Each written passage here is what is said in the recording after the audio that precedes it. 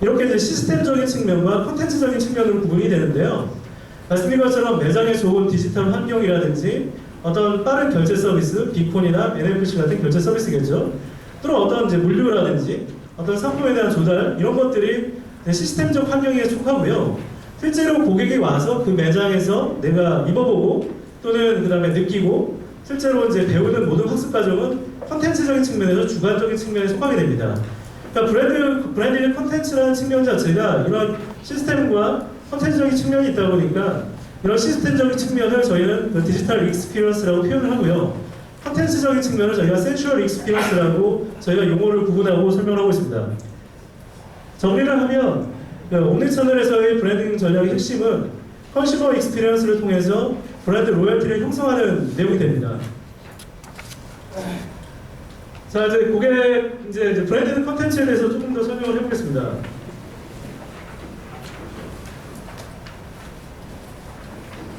이게 이제 브랜디드 컨텐츠라고 불려지는 거죠. 혹시 이제 브랜드 컨텐츠와 브랜디드 컨텐츠에 대해서 알고 계신 차이를 알고 계신 분이 있는지 모르겠는데요. 일반적으로 15초짜리 광고나 30초짜리 광고처럼 돈을 주고 산 매체에 들어가는 이제 CF 같은 경우를 그냥 일반적인 브랜드 컨텐츠라고 보여지고요.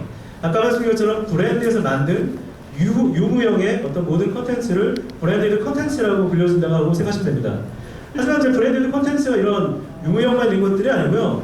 이미 이제 패션 뷰티 쪽, 광고 쪽에서는 해당 분야가 있습니다.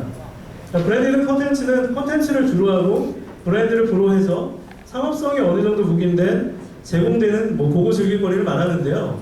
실제로 이제 컨텐츠적인 측면 외에도 어떤 엔터테인먼트 요소, 드라마, 영화, 게임, 어떤 이벤트, 행사 이런 모든 것들이 브랜디드 컨텐츠라고 불려질 수가 있습니다. 브랜디드 컨텐츠는 실제로 이제 깔라이오즈나 최근에 스파이크 아시아처럼 국내 광고주에서 해당 부문이 형성이 되어 있습니다. 그래서 15초나 30초짜리 광고 부문과는 다르게 2분에서 6분 정도 된 긴 영상을 갖고 스토리를 전달할 수 있는 형태로 되기 때문에 해당 부분이 따로 와 있습니다. 그래서 이제 벤츠에 있는 광고 담당자가 작년 이제 깔라이오즈에서 했던 얘기는 스토리를 담아낸 컨텐츠를 브랜디드 컨텐츠라고 표현을 하고요.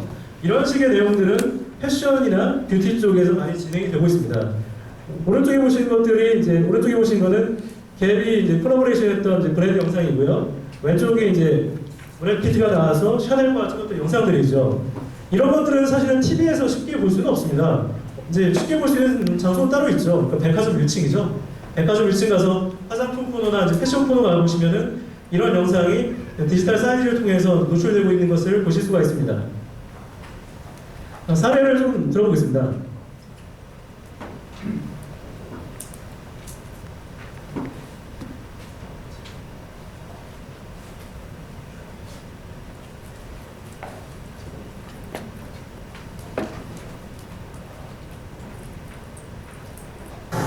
에스테로드에서 만든 브랜디드 컨텐츠입니다. 갈색병이네? 고마워. 당신을 처음 만났을 때를 기억해요. 당신은 어렵고 아기처럼 좋은 피부를 갖고 있었죠. 어드밴스드 나이트 리페어. 영상을 일부이고요. 시간은 흐르고 실제로 이 영상은 당신은 TV 쪽에서 많이 성숙해졌죠. 있습니다. 아직은 변하지 않은 것. 보통은 일반적으로 이런 식으로 이제 스토리텔링을 하는 내용들이 요즘 이제 TV 당신은 쪽하고 내 저희들이 덕분이라 말하겠죠. 매일 이런 식으로 이제 애니메이션화된 영상도 있습니다.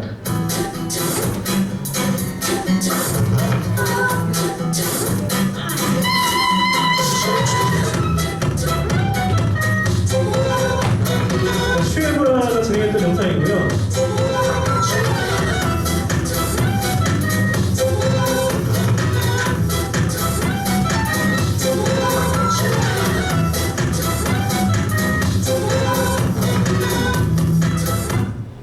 시험왕에서 다음 거 보여드리겠습니다. 최근에 이제 스토리텔링 되는 드라마 형식을 띈 브랜디드 컨텐츠가 있습니다. 아디다스 오리지널스에서 했던 강동원 씨를 써서 했던 웹드라마죠.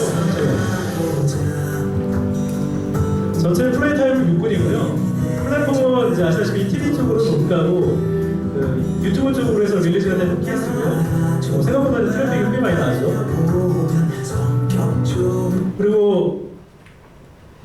이번 주죠. 10월 2일 날 AI 생명이 그 스파이크 아시아 2014에서 동상을 받았던 이제 청춘 군대를 가다 캠페인인데요. 국내에서는 브랜디드 콘텐츠 출품작이 딱 단 한 개였다고 합니다. 그래서 이제 하나 출품했는데 이제 상을 받으셨더라고요.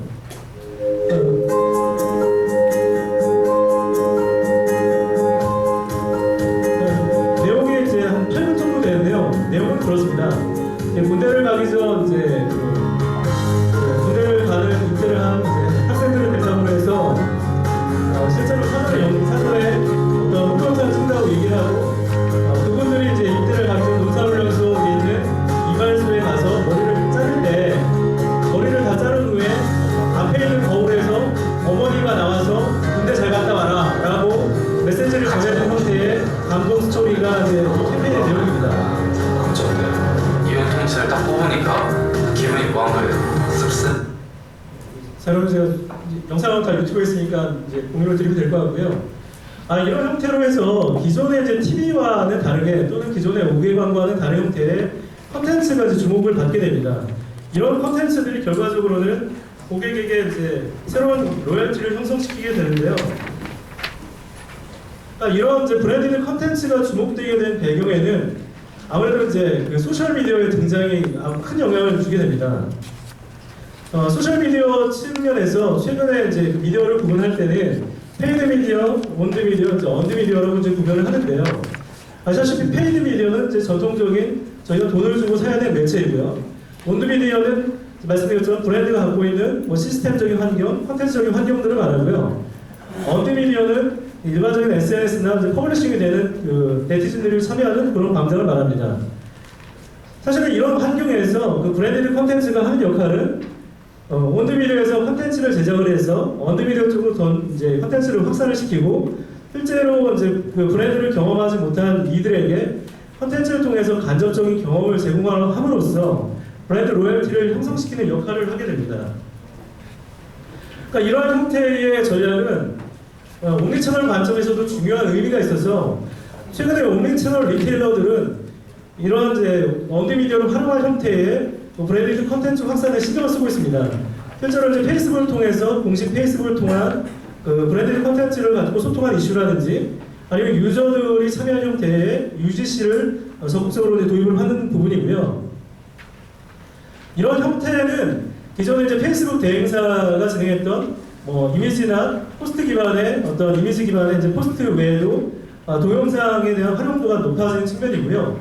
이런 동영상의 성격 역시도 어떤 단순하게 기존에 있었던 그 즐길거리 위주의 그 바이럴 영상과 다르게 어떤 브랜드의 고유한 가치를 전달할 수 있는 정보성과 교육성에 이제 비중을 두고 있습니다.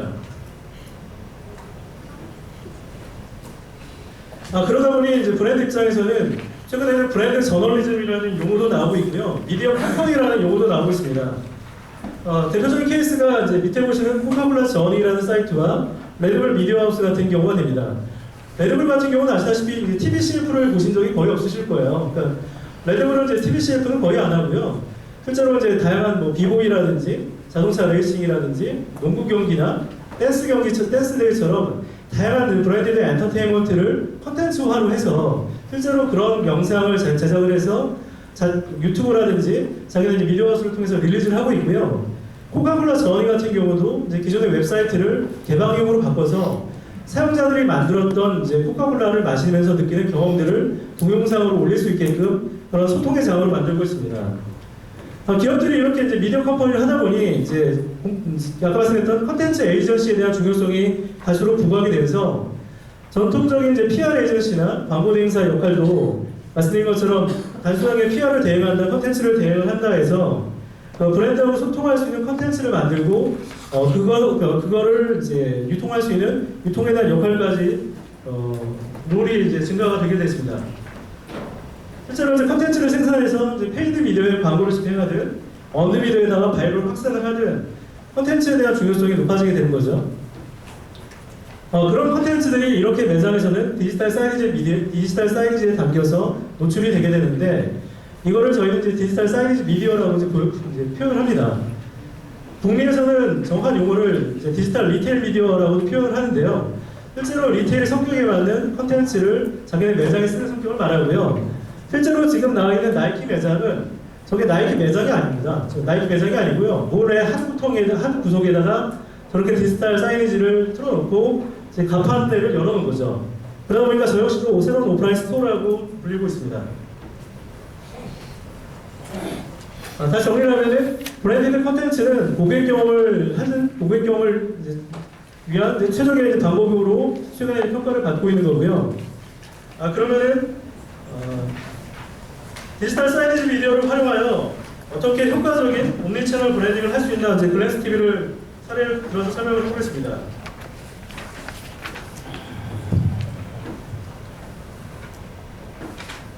네, 글랜스 TV는 기본적으로 저희가 지향하는 부분은 일단 디지털 사이니지 사업을 함에도 불구하고 컨텐츠를 지향을 하고 고객들에게 컨텐츠를 통한 센슈얼 익스피리언스를 제공하는 데 역할을 좀 하고 있습니다. 아시다시피 기존의 하드웨어사가 진행했던 디지털 익스피리언스랑은 조금 이제 반대되는 개념인데요. 아무래도 이제 하드웨어 중심 사업자보다는 고객 중심으로 이제 흐름이 바뀌었기 때문에 이런 식의 표현을 써도 된다고 생각했기 때문에 저희가 만든 신조어입니다. 좀 언어상으로 조금 표현이 좀 다르긴 한데 어쨌든 뭐 감각적인 감성적인 경험을 제공한다는 측면이고 글랜스라는 표현 자체도 영상을 잠깐 봐도 어떤 세련된 영상, 감각적인 경험을 제공한다 그런 식의 서비스 컨셉을 갖고 있습니다. 실제로 이런 카페에 저희가 매체를 설치해서 운영을 하고 있고요. 글랜스 TV 같은 경우는 뭐 보시면 아시겠지만 20대, 30대 여성을 대상으로 해서 서비스를 하는 매체고요. 기본적으로 그 광고 자체를 트는 것 외에도 브랜디드 컨텐츠를 노출하는 데 목적을 가지고 있습니다. 아무래도 매장 자체가 그 카페이다 보니까 인테리어 성격에 맞는 어떤 양질의 세련된 광고 컨텐츠가 필요하다 보니 어떤 로컬이나 어떤 보험이나 뭐 대부, 성형 같은 형태의 로우 퀄리티 광고가 아닌 아시다시피 뭐 탑 매거진, 엘르나 보그에서 보는 것처럼 어느 정도 광고에 대한 토대 매너를 맞춰가서 진행되는 매체입니다. 실제로 그리고 저희 같은 경우는 광고를 유치하는 것 외에도 실제로 컨텐츠를 제작하는 역할도 상당히 신경을 쓰고 있습니다. 보시면 아시겠지만 뭐 카페를 대상으로 해서 20대, 30대 뭐 여성을 대상으로 해서 나온